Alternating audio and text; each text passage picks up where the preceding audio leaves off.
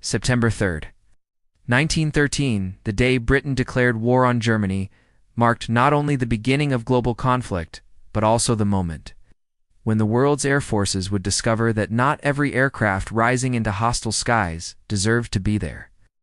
While historians celebrate the Spitfires, Mustangs, and Messerschmitts that dominated the aerial battlefield, few speak of those unfortunate machines that became flying coffins for the men strapped inside them. These were the pathetic fighters aircraft, so fundamentally flawed that their mere presence in combat squadrons bordered on criminal negligence.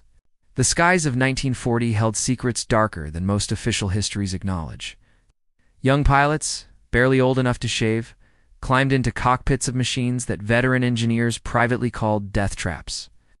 Their governments, desperate for numbers and blinded by bureaucratic momentum, continued producing aircraft that had failed every meaningful test of combat readiness. These weren't just inferior planes, they were catastrophic failures of engineering, judgment, and military planning that cost thousands of lives before anyone admitted the terrible truth. Among the most notorious failures stood the Blackburn ROC, a British fighter that entered service in early 1940 with specifications that seemed promising on paper, but proved disastrous in practice. The ROC carried a 4-gun power turret behind the pilot, a concept borrowed from bomber design that someone somewhere thought would revolutionize fighter tactics. Instead, it created a sluggish, underpowered machine that could barely reach 200 miles per hour slower than many bombers it was supposed to intercept. The weight of the turret and second crew member made the ROC handle like a cargo ship in a hurricane. Squadron leader descriptions from that period, preserved in Royal Air Force archives, paint a grim picture. One pilot wrote that flying the ROC felt like wrestling a reluctant whale through treacle whilst someone shoots at you. The aircraft saw its first, only significant combat during the Dunkirk evacuation in late May 1940, where it proved so ineffective that commanders quietly withdrew the entire fleet from fighter duties within weeks. Of the 136 ROCs built, not one achieved a confirmed aerial victory. The aircraft that was meant to defend Britain became instead a bitter joke among those who flew it. According to research documented in military aviation journals, the ROC's failure stemmed from fundamental misunderstandings about air combat. Designers assumed that turret fighters could simply fly alongside enemy bombers, allowing the gunner to track targets while the pilot maintained formation. Reality proved far less cooperative. German fighters tore through ROC formations with impunity, exploiting the British aircraft's appalling speed and maneuverability. The concept that looked brilliant in committee meetings became a killing ground at 15,000 feet, where physics and enemy bullets cared nothing for theoretical advantages. The Blackburn ROC represented just the beginning of wartime aviation's Hall of Shame. Across Europe, Asia, and the Pacific, other nations would produce their own catastrophic failures.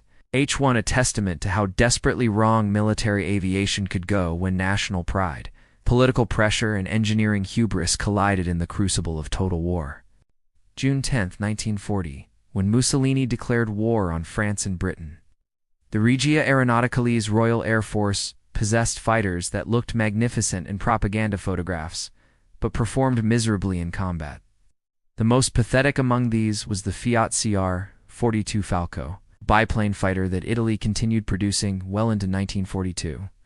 Long after the rest of the world had recognized that fabric-covered biplanes belonged in museums, not combat zones. The CR-42 entered service in 1939, already an anachronism in an era when monoplane fighters like the Spitfire and Messerschmitt Bf-109 dominated the skies. Italian pilots found themselves climbing into open cockpits, facing the elements directly while enemy pilots sat in enclosed heated spaces. The aircraft's fixed landing gear created drag that reduced its maximum speed to barely 270 miles per hour, pathetically slow when pursuing modern bombers or evading enemy fighters. Its armament of just 2 machine guns seemed quaint compared to the cannon-armed monsters other nations fielded. Combat reports from the North African campaign reveal the CR-42's shocking inadequacy. During the Battle of Britain, when Italy sent a token force to assist Germany, British Hurricane pilots described shooting down the Italian biplanes as unsporting and like target practice against flying antiques. One Royal Air Force Squadron Commander noted in his diary that engaging CR-42 South felt more like murder than combat, as the obsolete Italian machines simply couldn't defend themselves against modern 8-gun fighters attacking at superior speeds. Historical records from the Imperial War Museum detail how Italian pilots, brave and skilled though many were, found themselves sacrificed to maintain the fiction that their nation possessed: competitive military equipment. The CR-42's only advantage is decent low-speed maneuverability and robust constructionment. Nothing when enemy fighters could simply dive away from any disadvantageous engagement, knowing the biplane couldn't possibly pursue them. Italian aces flying CR-42 South achieved occasional victories through exceptional skill and favorable circumstances, but these rare successes couldn't mask the aircraft's fundamental obsolescence. Manufacturing continued despite mounting evidence of the type's inadequacy, because Italian industry lacked the capacity to produce modern monoplane fighters in sufficient numbers. Factory managers and military officials knew they were sending men to die in outdated aircraft. But abandoning the CR-42 would have meant acknowledging Italy's industrial backwardness. Pride and practical limitations thus combined to keep a pathetic fighter in production years beyond any rational justification. The ultimate humiliation came in East Africa, where British and Commonwealth forces encountered CR-42 South flown by Italian colonial squadrons. South African pilots, flying Hurricanes and Gladiators, decimated entire flights of the Italian biplanes. After one engagement in February 1941, a South African squadron leader radioed that they had encountered machines that belonged in the previous war, flown by brave men condemned to death by their government's incompetence. Within months, Italian resistance in East Africa collapsed, with captured CR-42 South serving as stark evidence of the technological gap between Axis and Allied air forces in that theater. December 7, 1941, Pearl Harbor burned, and America entered the war with shocking unpreparedness in certain critical areas, while the United States would eventually produce magnificent fighters like the P-51 Mustang. The early war years saw American pilots forced into aircraft that proved dangerously inadequate. The Bell P-39 Airacobra stands as perhaps the most controversial fighter of this period of machine, with innovative features that somehow combined into a deadly mediocrity. The P-39 entered service in 1941 with an unusual configuration: its engine mounted behind the pilot, connected to the propeller by a long drive shaft. This arrangement allowed designers to install a 37mm cannon firing through the propeller hub. Creating devastating firepower on paper, reality proved far less impressive. The mid-mounted engine created handling characteristics that killed inexperienced pilots, particularly during spins, which often became unrecoverable. The aircraft's high-altitude performance was catastrophically poor because budget-conscious Army Air Force officials had deleted the expensive turbocharger, leaving the P-39 breathless above 15,000 feet. Accounts from American pilots in the Pacific Theater revealed deep frustration with the Airacobra. One fighter group commander wrote in his after-action report that the P-39 combines the worst features of a fighter and an attack aircraft while excelling at neither role. Japanese Zero fighters, though lightly built, could outclimb, outturn, and can outmaneuver the American machine at most combat altitudes. Losses mounted as American pilots discovered that their heavily armored, well-armed fighters simply couldn't compete where aerial combat actually occurred. The United States eventually found a solution that speaks volumes about the P-39's inadequacy. They gave most of them to the Soviet Union. Under Lend-Lease arrangements, America shipped thousands of Airacobras to Russia, where Soviet pilots found the type more suitable for low-altitude ground attack missions along the Eastern Front.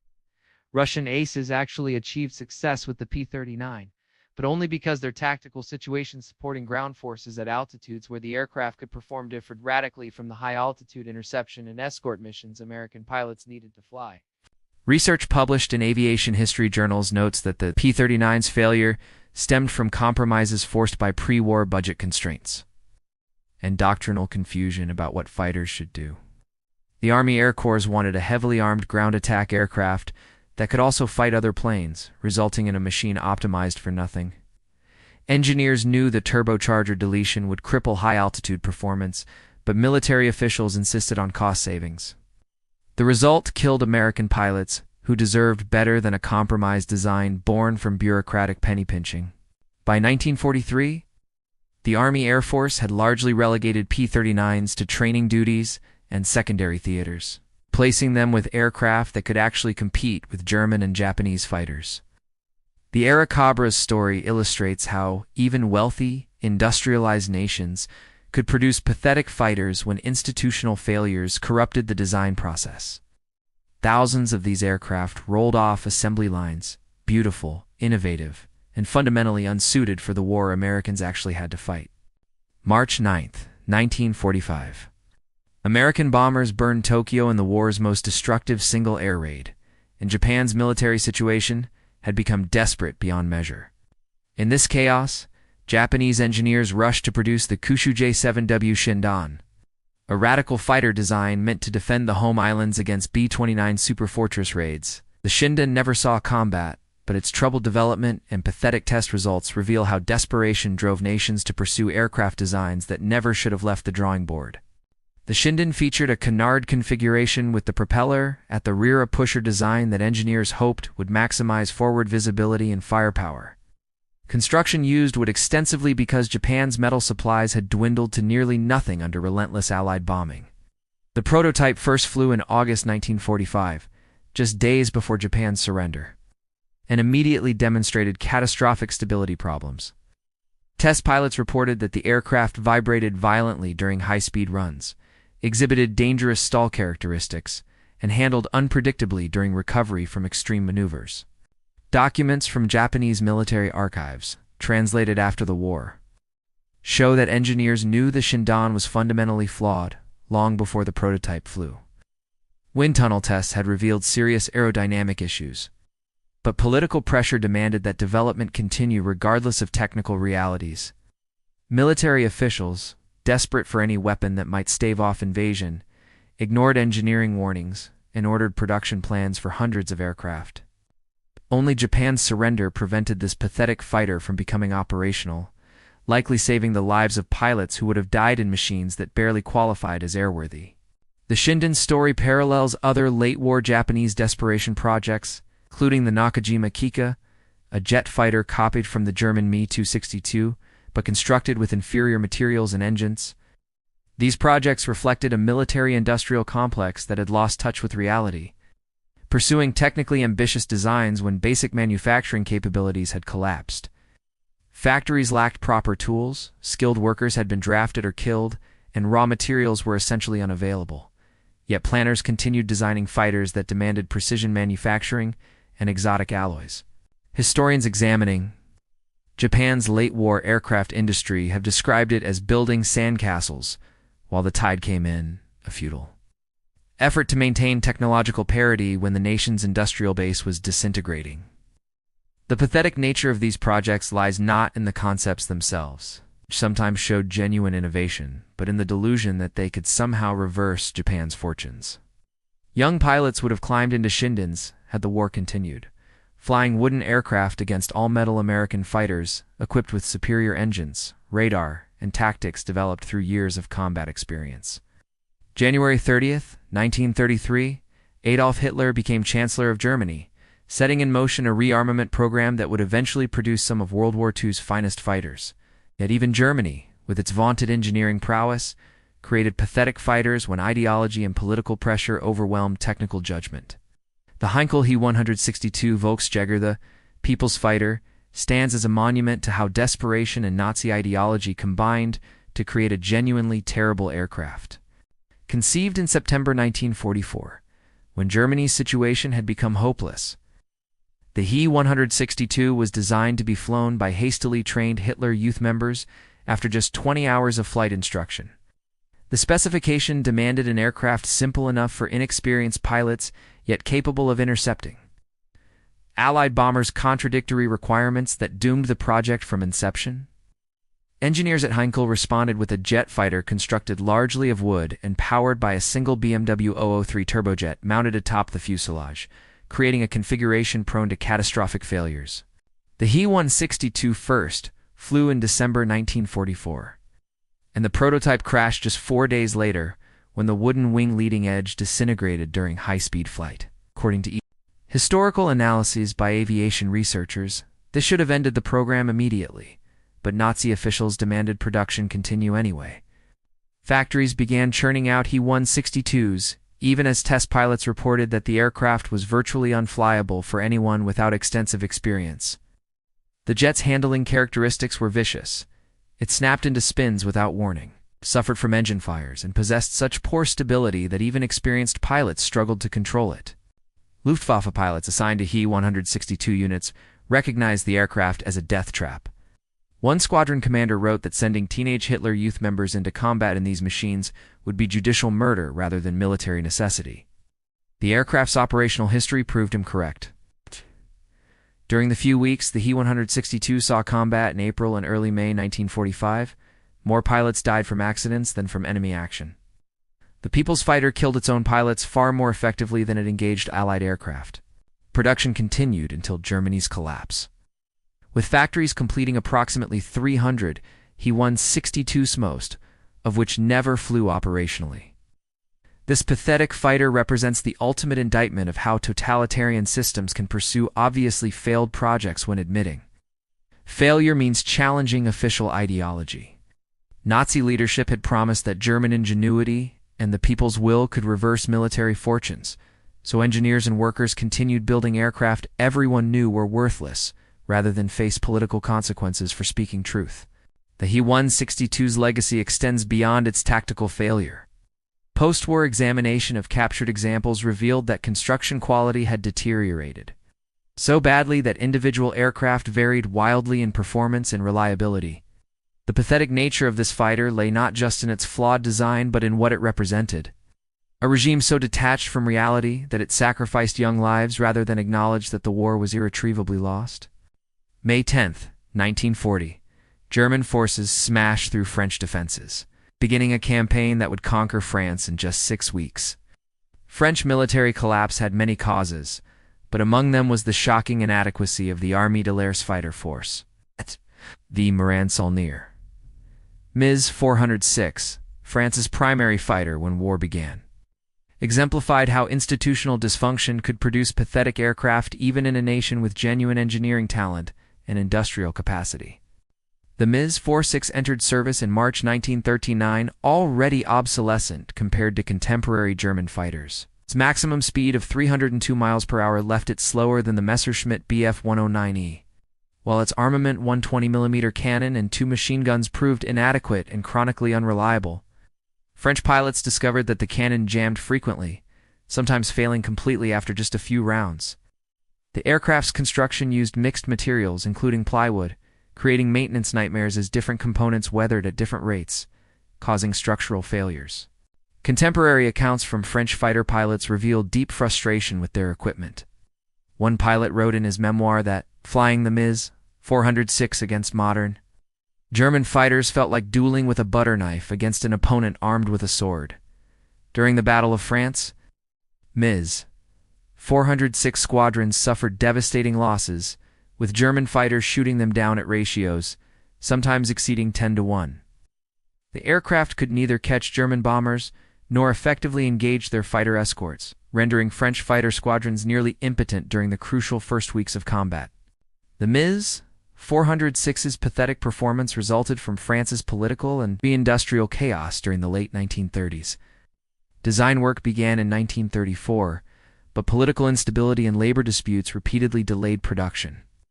By the time the aircraft finally entered service, its specifications, competitive when design work began, had been completely overtaken by newer fighters from other nations. French aviation officials knew the MiG 406 was inadequate, but industrial problems and bureaucratic paralysis prevented development of better replacements in time. Historical research conducted by aviation historians indicates that France possessed the technical knowledge to produce competitive fighters but failed to translate that knowledge into operational aircraft quickly enough. The Dewoitine D-520, which entered service during the Battle of France, proved far superior to the MiG 406 and could compete reasonably well with Bf 109Es, but only 36 were operational when Germany attacked. French industry delivered hundreds of pathetic MiG 406 south while struggling to produce even small numbers of the competent DE 520, a priority failure that cost French pilots their lives. After France's defeat, Remaining MS-46s saw service with Vichy French forces and were eventually used against Allied forces in Syria and North Africa, where they proved equally pathetic against British and American fighters. Some captured examples were provided to Germany's allies, including Finland, where Finnish pilots somehow achieved modest success with the type through exceptional skill and by carefully choosing when and where to engage.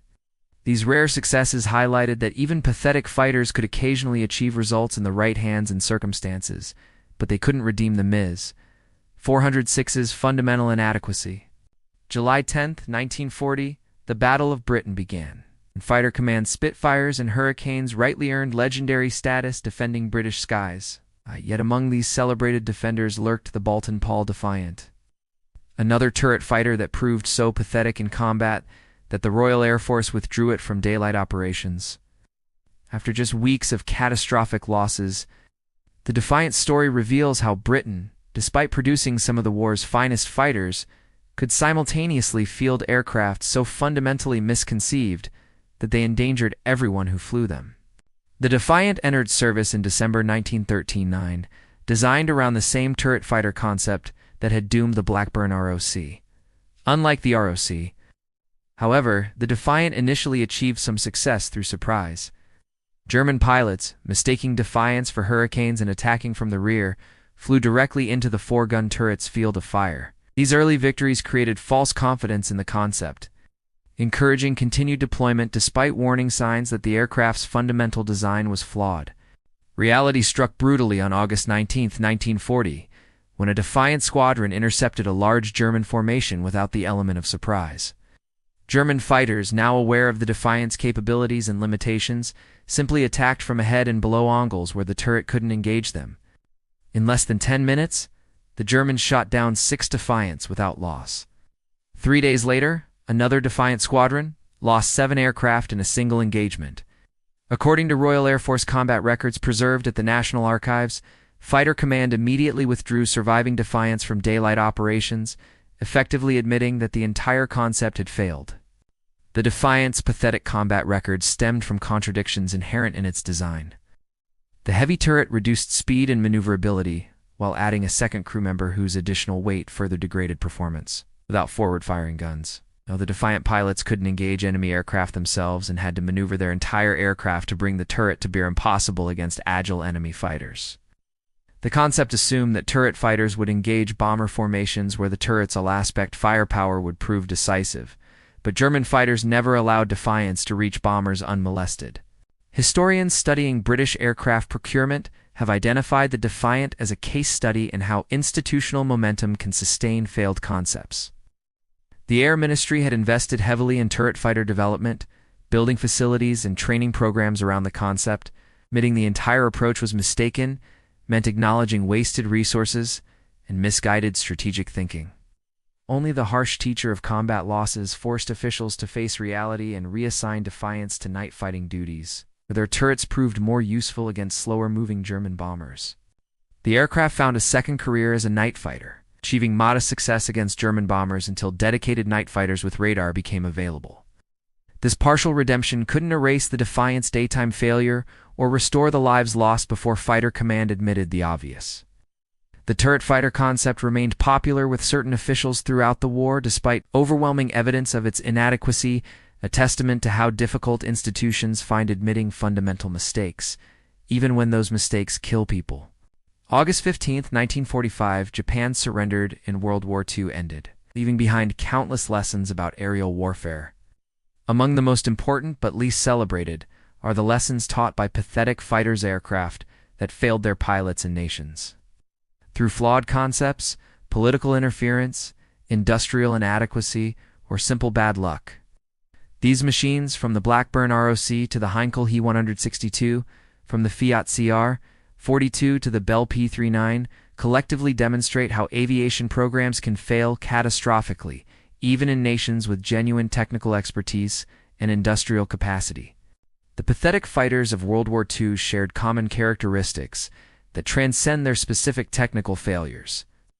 Almost all resulted from institutional dysfunctions, political pressure to produce something rather than nothing, bureaucratic momentum sustaining programs everyone knew were failing, compromises that satisfied committee requirements while producing combatant-effective aircraft, and desperate attempts to compensate for industrial inadequacy through clever design. Engineers rarely created pathetic fighters through incompetence. They created them when forced to work within constraints that made success impossible. These failures cost thousands of lives, young men who deserved better than to die in machines their own governments should have recognized as death traps. French pilots burning to death in fragile Ms. 406 South, British airmen shot from the sky in defenseless defiance. Italian aviators sacrificed in obsolete CR-42 biplanes. American fighters struggling in inadequate P-39S. German teenagers killed by the He-162's vicious handling. Each death represented not just tactical defeat but systemic failure by institutions that sent men into battle improperly equipped. Yet these pathetic fighters also demonstrated human resilience and adaptability. Skilled pilots occasionally achieved success, even in terrible aircraft, wringing performance from machines that shouldn't have worked. Finnish pilots flying cast-off Ms. 406S. Soviet aces mastering the difficult P-39. Japanese aviators coaxing victories from obsolete equipment. These achievements testified to how human skill could partially compensate for institutional failure, though never enough to truly redeem fundamentally flawed designs. The post-war era learned crucial lessons from these failures, though perhaps not quickly enough. Modern procurement systems theoretically prevent the worst excesses that produced wartime pathetic fighters. But similar patterns persist: political interference in technical decisions, institutional resistance to admitting failure, compromises that satisfy bureaucratic requirements while producing ineffective systems. The F-35 program's troubled development echoes warning signs from history, suggesting that the lessons of wartime failure haven't been completely absorbed even decades later.